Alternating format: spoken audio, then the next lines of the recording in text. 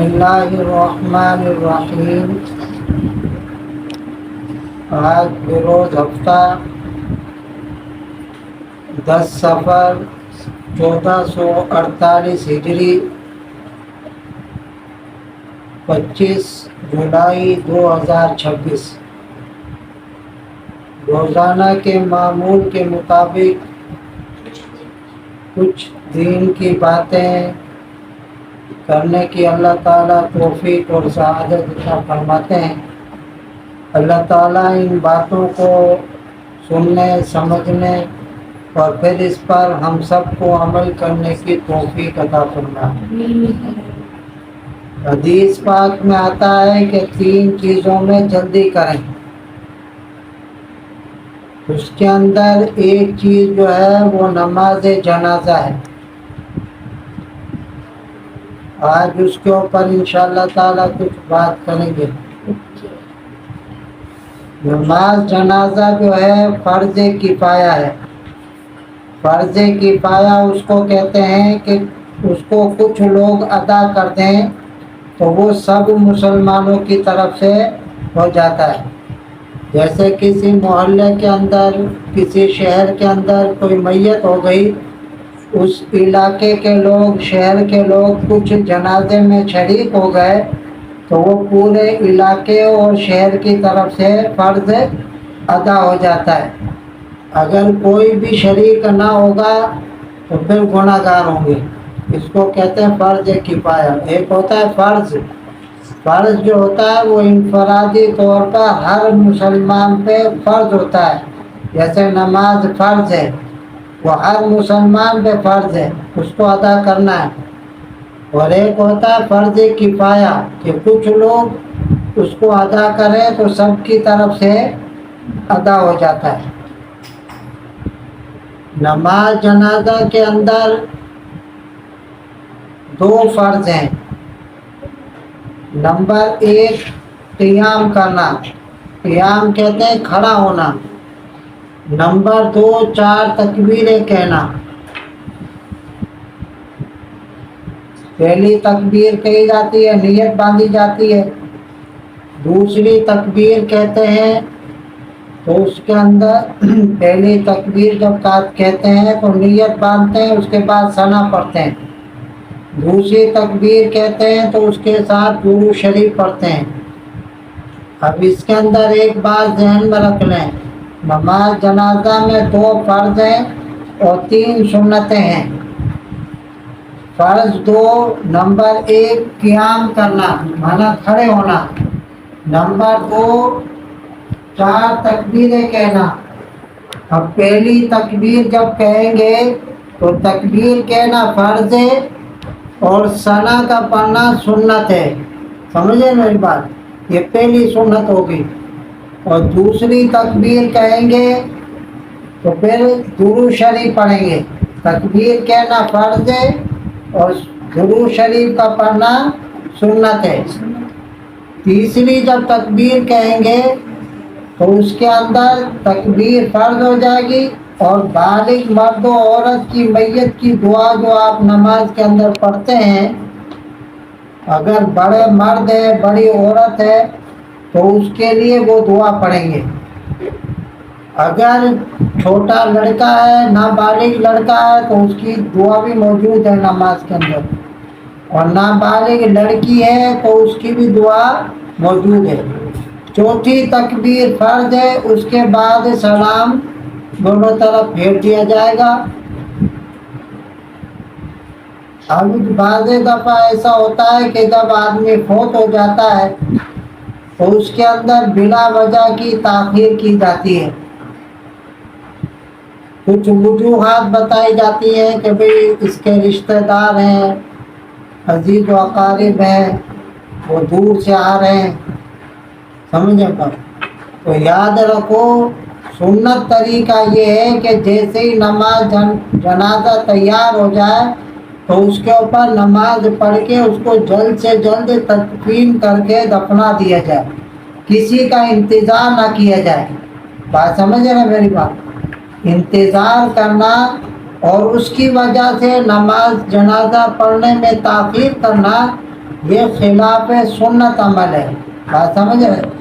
اس سے بچنا چاہیے۔ سنت یہ ہے کہ آپ جنازہ تیار ہو گیا، اب جتنے موجود ہیں لوگ سمجھ، اس کے اوپر جنازہ پڑھیں اور جلد سے جلد اس کی تدفین کریں، بات سمجھ، کسی کا انتظار نہ کریں، چاہے کتنا بھی بڑا بزرگ ہو اس کا انتظار نہیں کرنا چاہیے، اس کے انتظار میں جنازے میں تاخیر کرنا یہ خلاف سنت عمل ہے، بات سمجھ رہے میرے؟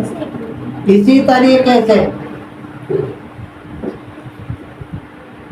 جب آدمی فوت ہو جاتا ہے اس کو غسل دے دیا جاتا ہے، پھر اس کے چہرے کو دکھایا جاتا ہے، یہ چہرہ دکھانا یہ بھی خلاف سنت ہے۔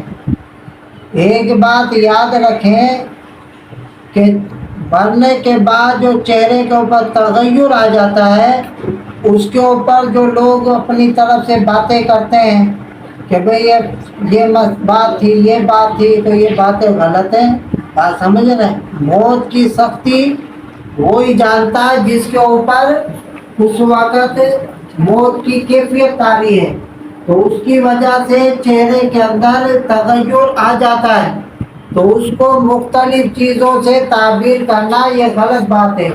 یہ وجہ بھی اس لیے ہوتی ہے کہ آدمی چہرہ دکھاتا ہے اور پھر دیکھنے والے اس کو کیا کہتے ہیں اپنی طرف سے تبصرے کرتے ہیں، اگر وہ اس خلاف سنت عمل سے بچ جائے، سنت پر عمل کرے کہ غسل دینے کے بعد کسی کو کوئی چہرہ نہیں دکھائے، اس کا کوئی فائدہ بھی نہیں ہے۔ بولتے ہیں کیا کہتے ہیں آخری دیدار کر لیں گے، آخری کیا دیدار کر، جانے والا چلے گیا، اب جو اس کو ضرورت ہے وہ ہے ایصال ثواب کی، وہ بھی رسم و رواج کے حوالے ہو جاتا ہے، تو ثواب پوچھتا نہیں، کیسے پوچھے گا؟ دو باتیں یہ ہو گئی۔ تیسری بات یہ ہے کہ جب جنازہ لے کے گھر سے نکلتے ہیں تو بعض لوگ جو ہے میت سے آگے چلتے ہیں، سمجھیں، یا سواری پہ جاتے ہیں، موٹر سائیکل پہ، دوسرا کوئی معذور ہے تو وہ الگ بات ہے، اس کو پہلے لے جاؤ، لیکن میت آگے ہونی چاہیے اور پیچھے جو ہے آدمی کو ہونا چاہیے۔ چار کندھے ہوتے ہیں، کندھے ایک کندھا لے لیا، دوسرا لے لیا، تیسرا لے لیا، چوتھا لے لیا، یہ کلمہ طیبہ پڑھتے ہیں، دوسرا کلمہ پڑھتے ہیں، اس کا بھی قرآن و سنت سے کوئی تعلق نہیں ہے، بات سمجھ رہے ہیں؟ خاموشی سے اللہ کا ذکر کریں، زور سے نہ پورا کریں، ہوتا ہے کلمہ شہادت، سمجھے؟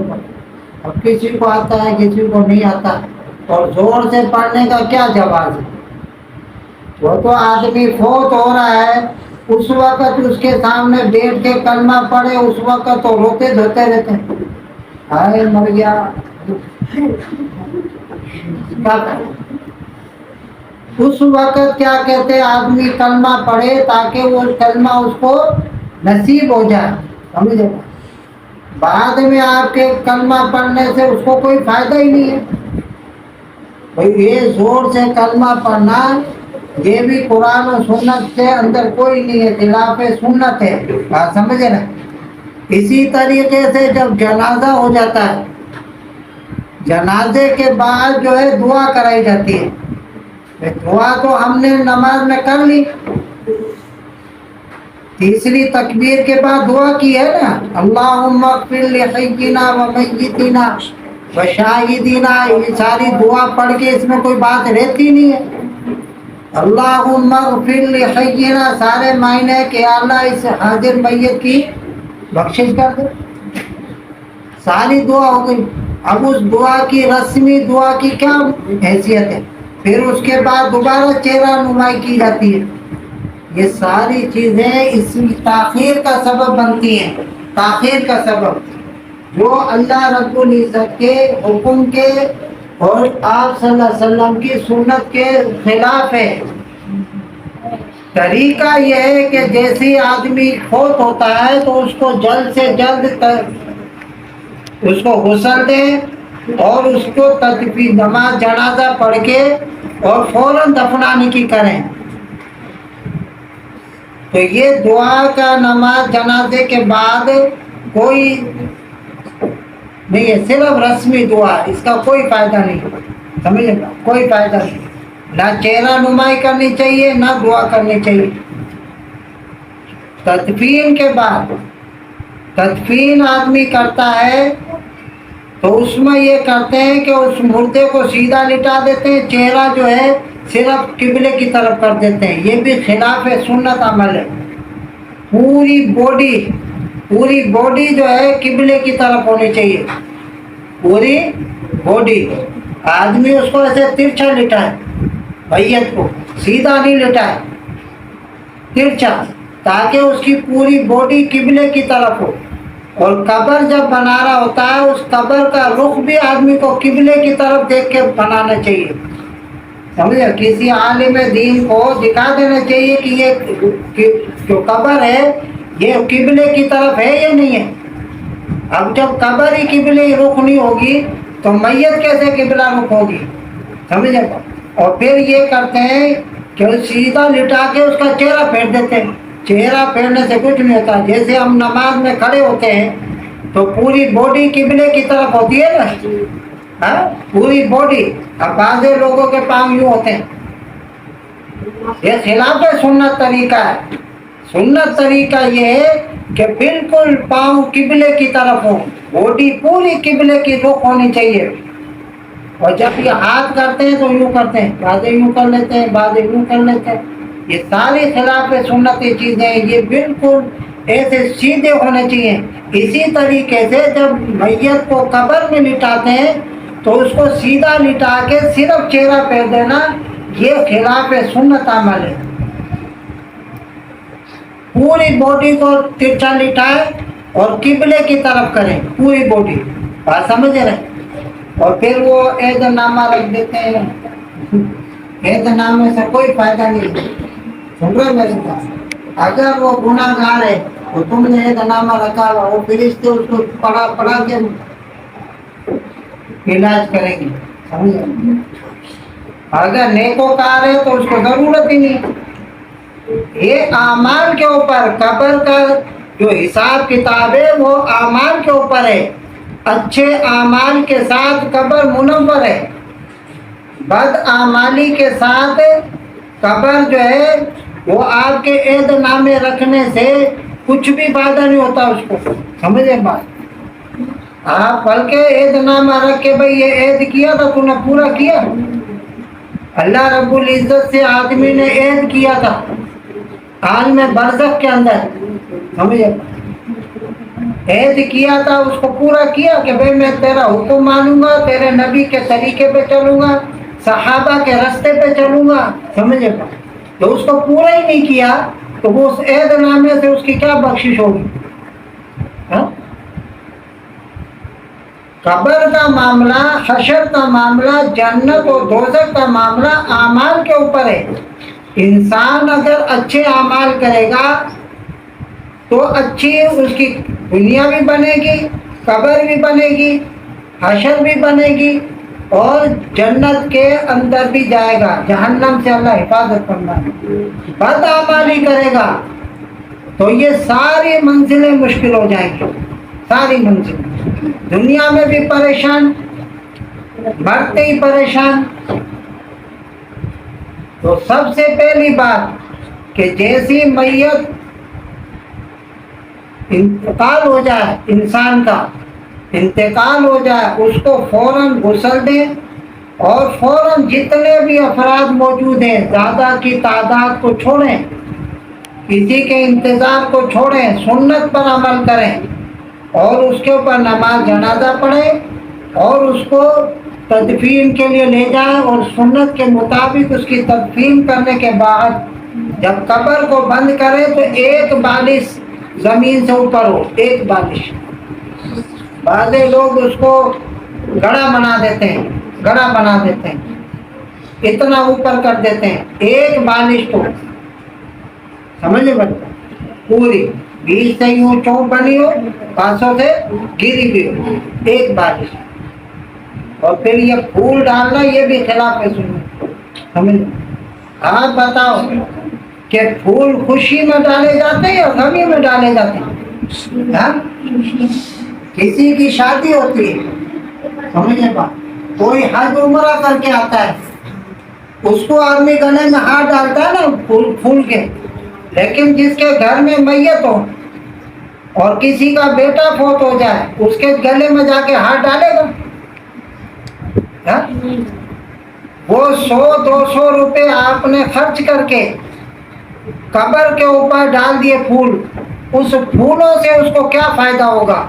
اس سے بہتر یہ ہے کہ وہ 200 روپے کسی غریب کو دے دو، اور میت کے پاس 15 منٹ آدھا گھنٹہ بیٹھ کے سورہ یاسین پڑھو، سورہ ملک پڑھو، کچھ نہیں آتا سورہ اخلاص پڑھو، وہاں پہ 2-4 بندے بیٹھ جائیں، وہاں پہ آدھا گھنٹہ، منا گھنٹہ، 15 منٹ، 20 منٹ تلاوت قرآن مجید کریں، تاکہ جو منکر نکیر آئے تو اللہ رب العزت اس کے اندر آسانی کرے، سوال جواب کے اندر وہ اس کو فائدہ دیں گے۔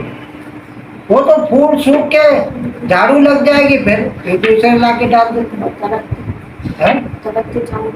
چھاؤں کے لیے ادھر کوئی بھی درخت کا پودا لگا دو چھاؤں کے لیے، اسی طریقے سے کوئی تختی لگانی ہے تو وہ سرانے سے تھوڑا دور کر کے لگائیں، نشانی کے لیے تختہ لگا دو، سمجھے بات، یہ کوئی برے عمل نہیں ہے، لیکن کیا کہتے ہیں پھول ڈال کے وہ پیسے کا ضیاع ہے، کل کو آپ نے حساب دینا ہے، اس مردے کو کیا فائدہ ہوگا؟ مردے کو فائدہ آپ کے اصال ثواب سے ہوگا۔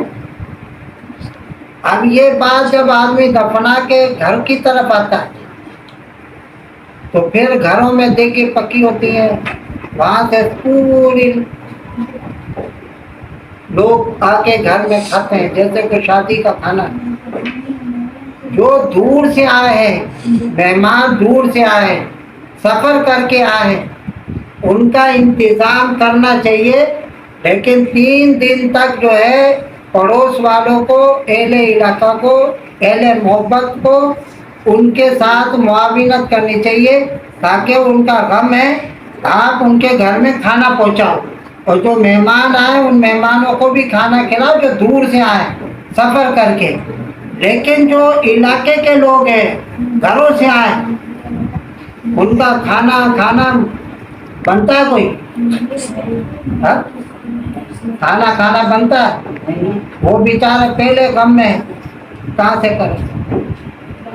ہمارا دین جو آسان ہے، ہم نے رسم و رواج سے اور بدعات و رسومات کی وجہ سے اس کو مشکل کر دیا۔ 3 دن اللہ رب العزت، ہماری شریعت کہتی ہے کہ پڑوس والے، اہل محبت، اہل علاقے والے اس گھر کے اندر کھانا پہنچائیں، اس کھانے سے وہ گھر والے بھی کھائیں، ان کے جو مہمان دور سے آئے ہیں وہ بھی کھائیں، کیا کہتے ہیں، باقی جو علاقے والے اپنے اپنے گھروں میں جا کے کھائیں۔ تدفین ہو گئی، دعا ہو گئی، تدفین کے بعد ایک آدمی سیدھا کھڑا ہو جائے سرانے، اور دوسرا جو ہے پیروں کی طرف کھڑا ہو جائے، جو سرانے کھڑا ہوا ہے وہ سورہ بقرہ کا پہلا رکوع پڑھے مفلحون تک، اور جو آخر میں کھڑا ہے وہ آمن الرسول سے آخر تک پڑھے، اس کے بعد جو ہے دعا کریں، سمجھے بات، دعا کرنے کے بعد ہر کوئی اپنے گھروں پہ چلے جائے، وہاں پہ کھانا کھانا نہیں جائے میت کے گھر میں، سمجھے۔ ہاں جو دور سے آئے ہیں وہ تو لازمات مسافر ہیں، ان کی جو ہے کھانے کا انتظام کریں۔ اللہ تعالیٰ ہم سب کو تمام کام سنت کے مطابق کرنے کی ہمت و توفیق سعادت عطا فرما۔ ان باتوں کو میرے لیے، آپ کے لیے، پوری امت کے لیے نافع بنائے، اور ہر کام کو سنت کے عین مطابق پوچھ کر کرنے کی توفیق اور سعادت عطا فرمائے۔ سبحانک اللہم و بحمدک، اشہد ان لا الہ الا انت، استغفرک و اتوب الیک۔